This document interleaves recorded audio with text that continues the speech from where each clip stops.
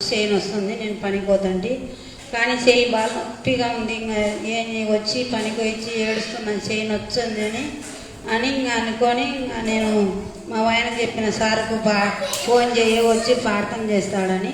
Sir వచ్చాడు, ప్రార్థన చేశాడు, అర్ధ గంట దాకా ప్రార్థన చేశాడు. ఆ రోజు సైరు వద్దు నుంచి నాకు చేయి నొప్పి అనేది లేదు. దేవునికి స్తోత్రం, హల్లెలూయా. యేసయ్య నామమునకే మహిమ కలుగును గాక. మళ్ళా 2 రోజులు మళ్ళీ 1 రోజు తర్వాత జ్వరంగానే వచ్చింది నాకు. 2 రోజులు 3 రోజులు అయినా జ్వరంలోగా నేను పగులు పనికోకుండా ఏం పోకుండా ప్రార్థన చేసుకుంటున్నా.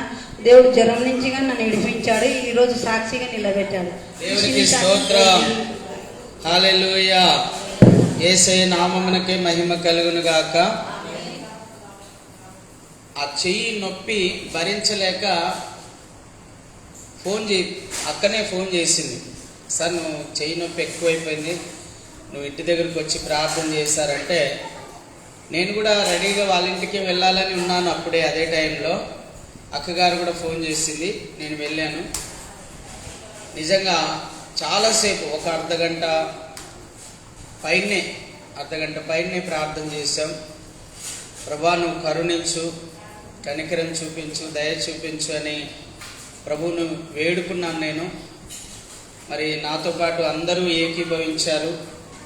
ఏక మనస్సుతో ఏక ఆత్మతో ప్రార్థించినప్పుడు దేవుడు కరుణించి అక్కగారి యొక్క చేయి నొప్పిని తీసేశాడు.